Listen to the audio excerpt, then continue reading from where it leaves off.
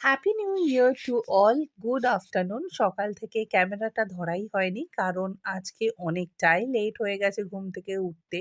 মাঝে সকালে একবার উঠেছিলাম কারণ হিমাশিস ৬টা ৬:৩০ নাগাদ বেরিয়েছে। তার প্রিপারেশন করে ভাবলাম কি করব? আবারও লেপ মুড়ি দিয়ে আমি আর রুহি ঘুমাচ্ছিলাম।